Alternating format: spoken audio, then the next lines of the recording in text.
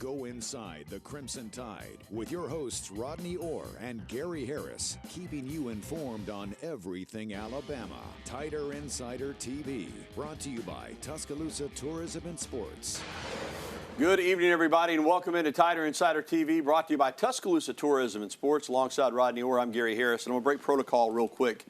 Some of you may know, but Rodney's joining us with a heavy heart tonight.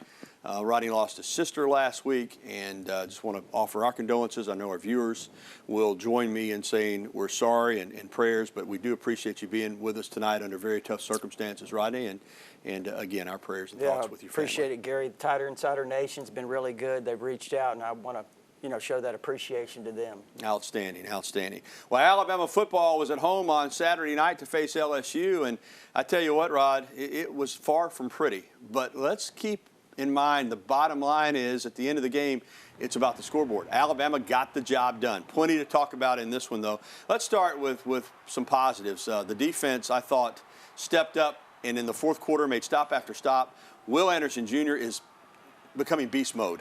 12 total tackles, Rod, 1.5 sacks, 4 tackles for loss, a pass deflected, 2 quarterback hurries. He's bringing back memories of Keith McCants and Derek Thomas and Cornelius Bennett and E.J. Jr. and Mike Pitts and those kind of players. Yeah, really. I mean, obviously, Will Anderson had a fantastic game, Gary. I think he's got 7 sacks in the last 3 games, if I recall correctly. And, he came up big, obviously, in the game. But what about the true freshman, Dallas Turner, on the other end? I mean, he came up big as well. 2 sacks, right? Yeah, he had 2 sacks. Had the key sack there on that last drive for LSU on that opening play that really kind of put LSU behind the 8 ball a little bit. So, those 2 guys generated quite a pass rush. And Fadarian Mathis, wow, what a game he had against his home state school. Fadarian Mathis, a guy out of, the northern part of that state, out of the Monroe area, did a tremendous job. Now, on offense, Bryce Young did his thing. Over 300 yards, 2 touchdowns, no picks. In fact, he was 24-37, 302, 2 touchdowns. Jamison Williams continues to be a big play threat. 10 catches for 160 yards and a 58-yard touchdown. John Mechie, the possession guy, 9 catches for 73 yards and a touchdown. But the running game, they just could not get it going. Now, keep in mind, it's not as bad as it sounds. The sack yardage, for some reason in college football, goes against your rushing total. But still, Rodney, net total of 6 yards rushing, that's shocking. You just don't ever expect to see Alabama only rush for 6 yards, particularly against a defense that, quite honestly, had given up a lot of rushing yards. Yeah, and I think, obviously, they had Alabama confused with some things that they had done that even Ed Orgeron said, Gary, in his time there at LSU, they had never done defensively. Mm-hmm. And think about this, too. The injury there to Darian Dalcourt on the very first series at the center spot, it created 2 switches in the offensive line. And when that happens, a lot of times it's not going to be good results. And Neil Farrell, the defensive tackle out of Mobile, he played like a man possessed for LSU. Their front handled the Alabama offensive line. There's no doubt about that. More on that coming up. But for players like Will Anderson, who is just hyper-focused on getting better, he said after the game, we won the game, but there's a lot of things that we need to fix. The mentality is always the same. We have to go out there, be on the same page. All 11 of us have to get the call and play together. So, nobody, it's just not one person. Everybody is on the same page. We can go out there and execute, so it won't be a mental error here, mental error there. And that was the biggest key. Focus in. Let's get off the field. Let's do the job to help the team. Rod, I want to talk more about Will Anderson Jr. because on my radio show, probably 2 or 3 games into the season, somebody called me and said, hey, I think this guy is, Derek Thomas, Cornelius Bennett. I said, whoa, let's pump the brakes just a little bit here, okay? I mean, Derek Thomas, Cornelius Bennett, Keith McCants, E.J. Jr., those kind of players, Woodrow Lowe, I mean, they were special. I've seen enough now. He's special, Will Anderson Jr. is. Yeah, there's no question about that, Gary. He's been really special since he got here. And really has developed extremely well. He's been a dominant player. You saw, 12 tackles in the game.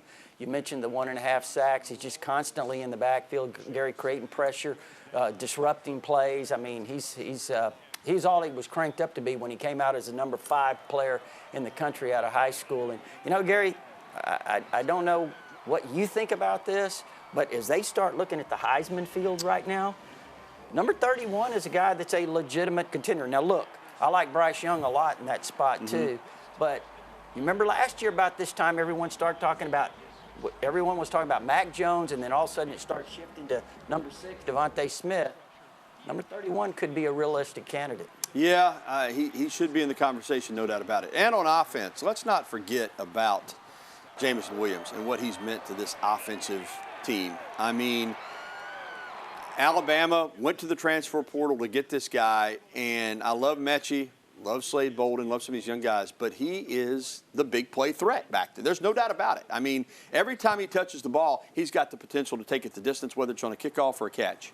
No question. I mean, he's provided a ton of big plays. I think this has obviously been a great move for him. He was a guy that only caught, 16 passes, I think, last year or in his career at Ohio State, which was abbreviated. We know that last season they only played like 8 games at Ohio State. But, yeah, he's come up big, been a tremendous playmaker here. Shows you the importance of utilizing that portal, that transfer portal. All right, now let's talk more about this game in terms of what didn't go well. Here, a fake punt when Alabama knew it was coming. I mean, LSU called timeout. Alabama kept its punt safe team out there, and the jump pass still got them. To win a championship, you can't let plays like that get converted against you, Rod. Well, I think the real thing to me, Gary, was the telltale sign was when LSU called timeout, you knew it was coming, and I think Alabama felt like it was coming. I think they were in punt safe. The really deceptive thing about that play, Gary, was the way the punter charged towards the line of scrimmage. He certainly looked like, he was going to try to run up the middle, and they slipped the guy out. That was a really well-designed fake. All right, also, kicking game-wise, staying with that. All of a sudden, Will Reichard's having issues. Missed a field goal, missed an extra point. There seemed to be issues with the snap and with Paul Tyson, the holder. Stuff you got to get cleaned up because that missed extra point could have cost Alabama the game if LSU had scored late. Yeah, no question about it. I mean, the field goal, too, could have been the difference in the game. And, these are things that little inconsistencies and, Gary, you can even go back to the first play of the game. They had a nice play set up. Yep. And Cameron Latu, and I'm not knocking on Cameron Latu. Nobody's really promoted him any more than I have, as a guy that I think can be a real playmaker in this offense. And he's done a nice job at times this year. So I'm not, hitting on him. But I would say this.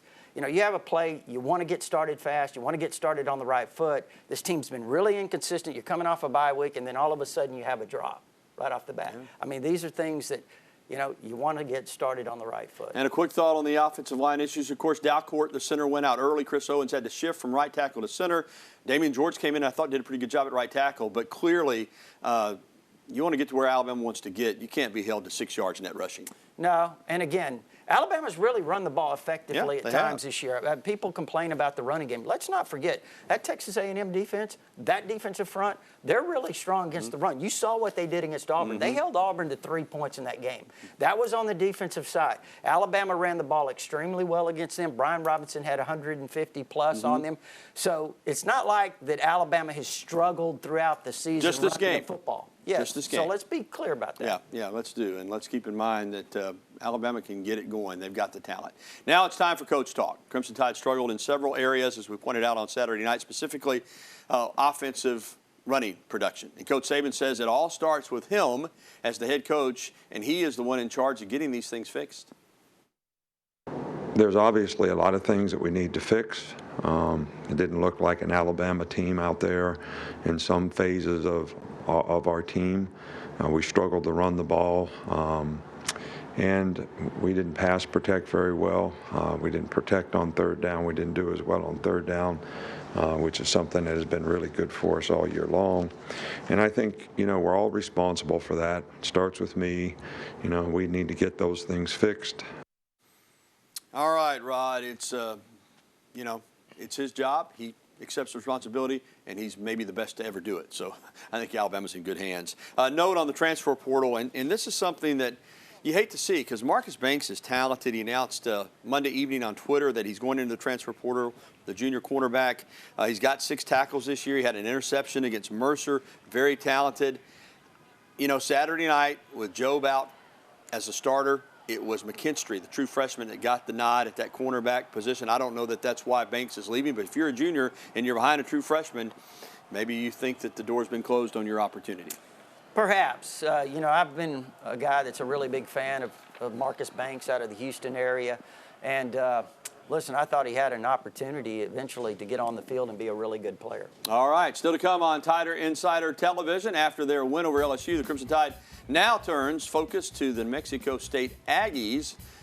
Yeah, they're a 50-point favorite, but you still got to play the game. We'll preview it after the break. And both Alabama football and basketball. Strong days on the recruiting trail Tuesday.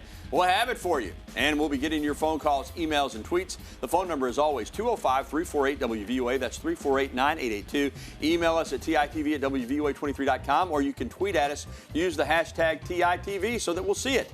We'll be right back with the only show that takes you inside the Crimson Tide, the one, the only, Tider Insider TV. Welcome back to TITV, brought to you by our good friends at Tuscaloosa Tourism and Sports. Alongside Rodney Orr, I'm Gary Harris. Well, outside of Alabama fans, the single group that was the most disappointed by Alabama's performance against LSU was probably the New Mexico State football team, because the Aggies know that Alabama now is going to want to get that bad taste out of its mouth. The Crimson Tide will host the Aggies this Saturday morning a little after 11 a.m. on the SEC Network, and this game is one that is really just a tune-up, you would think, for Alabama going into that stretch run against Arkansas at home and Auburn on the road. The Aggies are 1-8. I can't sugarcoat it. They're, more than a 50-point underdog. So, Rod, they got blown out by Utah State last week, 35-13 at home. We got to just tell it like it is. New Mexico State is going to show up. They're going to play hard. It's an opportunity for them to play the second-ranked team in the country in the playoff rankings. But honestly, for Alabama, this should be a chance to somewhat be a bye week. They should be able to work on Arkansas and Auburn some this week. They should be able to sit some guys out if they need to get them healthy, maybe get some young players into the game. That is assuming they take care of their business early in the contest and don't let this team hang around. Yeah, and for these New Mexico State players, make no mistake about it, this is the biggest opportunity they've ever had in their lifetime in terms of athletes playing this game here at Bryant-Denny Stadium against Alabama. So, they're certainly going to want to go out there and play really hard, play really well. But you're right, Gary. Look, I think this is a big game for Alabama from this standpoint. I think they need to come out, the first groups, the first units, the primary players, and they need to play really well, and they need to play really hard, because I think this team needs to get on a good note. Yeah. I really think from that perspective, I think it's a big game for Alabama to play crisply. If there's one area where you think the focus needs to be in this game, or one area you'd like to see them improve, would it be offensive line play in the run game, or something else that stands out to you? You know what? I'm going to be honest with you. I'm talking about every area. Yeah, okay. You talked about not getting the hold down or not getting the snaps. I think every single area, Alabama needs to become a consistent, sound football team. All right, our score predictions coming up later. Well, it's always about recruiting for Nick Saban, and this morning Alabama added another top recruit from the class of 2022. This time, three-star defensive lineman Isaiah Hastings. Now, Hastings is 6'4", 290. He's what you'd call a fast riser, very athletic. Now, he's from Toronto, Canada, so he's, football is relatively new to him. He transferred this year to Clearwater Academy International in Clearwater, Florida. He's Alabama's 19th commitment from the class of 2022, further adding to what has now become the #1 ranked recruiting class. Here's the thing, Rod, I said it. Look at this guy. You see the physical size and stature that he has. He's only going to improve. He's not an experienced football player, but his size, his athleticism, he's been compared to Christian Barmore, who was really inexperienced when he got to Alabama. I like that comparison. I do. I think Isaiah Hastings, and I've talked to his coach, Jesse Chinchar, there at International Academy and down there in Clearwater, Gary, and he told me, he said, listen, he was here 1 week in May. Got here, we took him to a camp. He earned 5 offers on that day, on June 1st last year. He's exploded since then. He had 30 offers. He narrowed it down to Alabama, Florida, Georgia, Michigan, and Oregon, choosing Alabama today. So it tells you a little bit about him. He's very, very raw. He's got a lot of, as they say, upside. And I think, as his coach said, that's what really makes him intriguing, is because he has so much upside. He's already producing. He's having a big year down there. They're in the state playoffs. He's had 7 sacks, tons of tackles for losses. So, again, I think when you get him in this program, you get him developed physically, and with the coaching that they have, he's got an opportunity to be a really, really key player. Yeah, 3-star now. Don't be surprised if that's a 4-star ranking, or maybe even higher, potentially a 5-star by the end of the season, because he is that type of talent.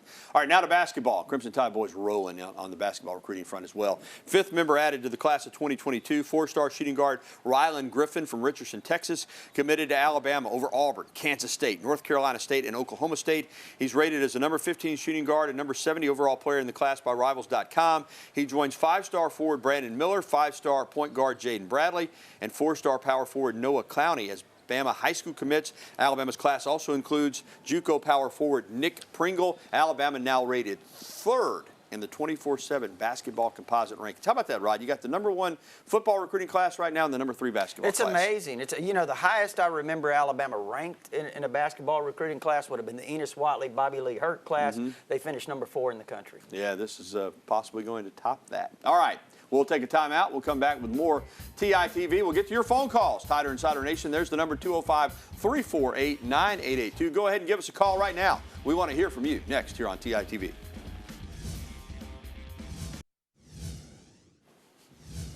And we continue now on Tider Insider Television with Rodney Orr. I'm Gary Harris, and let's get right to the phone calls tonight. Sammy is first up there in Walker County, our good friend Sammy. Hey, Sammy, how are you?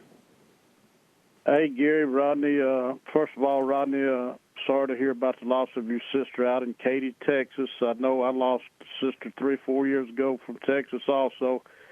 So I'm just so sorry to hear about it. Anything I can do, I'm only a phone call away. And I'm just sorry to hear about it. Thank you. Appreciate that. And to the game, guys, I think we got to give the lame duck coach his credit. He had 7 or 8 packages, and we didn't have an answer on the offensive line. I mean, he just outcoached our coaches on the offensive line. But Bryce Young and the receivers made plays, and the defense played great. I thought they really stepped up, and they won the game for us. But we're running out of time, guys, to improve. This is the 8th, 9th game, whatever. We've got to start correcting this stuff and look for bigger games. All right, Sammy. Well, listen, you do have to give Coach O and that staff a lot of credit. I mean, they had a great game plan. And Coach Saban even said defensively they showed some things. I think, Rodney, the most they had blitzed this year had been 20-something% of the time. They blitzed nearly 60% in this game. They changed it up. Now, I don't want to say that Alabama got out-coached. And, again, I want to go back to what Rodney said as far as the offensive line is concerned. Until this game, the offensive line has played pretty well. All right, let's not forget that. And it was an ugly game. But I remember in 2014, after Alabama lost to Ole Miss, they went to Arkansas, Rodney, and barely got out of there 14-13 mistakes. It looked terrible on offense. Did. And that team made the college football playoff. They really did. Struggled mightily. And don't forget, too, at the end of the year when they played Auburn put up 44 points and could have scored a lot more. So, again, sometimes you overreact to one game, but there's no question what Sammy's saying. There's been a ton of inconsistencies with this team. They have a lot, but don't forget this too. You hope that this team can manage a way to get to Atlanta, and then have an opportunity to play for the SEC championship. Then anything can happen. So we're not ruling that out, but. You've got to look at your program long term, too. Sure. You're laying the foundation for the future. There's a lot of good young players, so it's not necessarily just about this season, in my opinion. I think you want to look to the future, too, and say, you've got a lot of young players, so improving now, you may not necessarily win a championship, but it can help you win one next year, laying the foundation. All right. Give us a call, 205-348-9882. We'll be back with more phone calls and emails on this edition of TITV.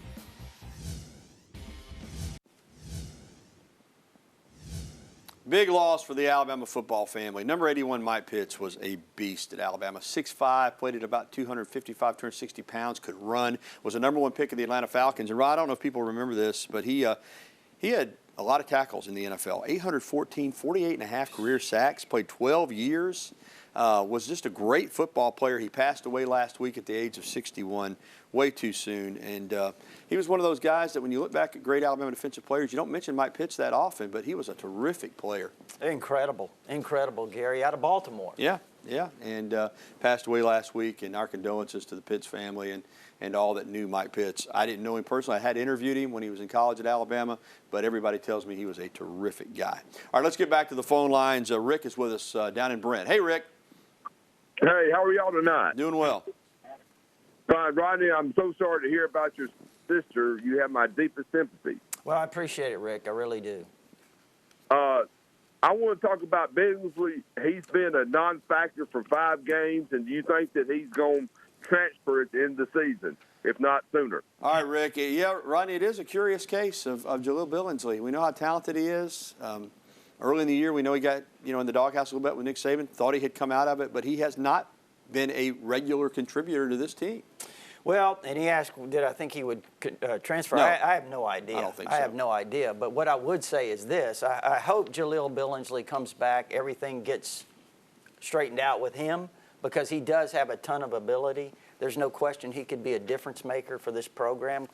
And so let's hope that he gets on the right track, whatever that is. All right, Rick, Rick, thanks for the phone call. A couple of emails that we didn't have an opportunity to get to because of time restraints. We'll try to get to those next week if we can. All right, we will come back and it'll be prediction time on TITV. You know we're going to pick Alabama to win over New Mexico State. The question is, do we think they'll cover the 51-point spread? You'll find out next. All right, it's prediction time. Alabama is better than a 50-point favorite against the Aggies of New Mexico State, Rod. So I know you're riding the Aggies this week, well, right? we're going to set history here, okay? We're going to do something that's probably never happened before on Tider Insider TV. But, yes, I do pick Alabama, but not by 51, 52-6. How about that? You know, Rodney, you said it. We've been close before, and again, we do not confer about these picks. Rodney sends his in. In fact, I gave mine to Stu before you even sent yours in, so we had no idea. But I think we're thinking the same thing, that Alabama's going to get back on track, but that, 51 points is a lot of different ways you can cover a spread. It could be 52-0, and they score a couple field goals or a late touchdown and miss an extra point, whatever. So I got it 52-6 as well. So I guess you could say we're taking the Aggies plus the points if you want to look at it like that. Again, that game at 11 a.m. on Saturday on the SEC Network. Of course, you can listen to it on the Crimson Tide Sports Network with Eli Gold and John Parker Wilson. All right, that's going to do it for this edition of TITV presented by Tuscaloosa Tourism and Sports. A reminder that if you missed the program, or missed any part of it, or want to catch it again tonight at 10:30, you can do so after the news at 10, and find it online anytime at WVOA23.com. We're going to leave you with some Alabama football practice from this afternoon as the Crimson Tide gets ready for this Saturday's game. For Rodney Orr, I'm Gary Harris. Good night, everybody.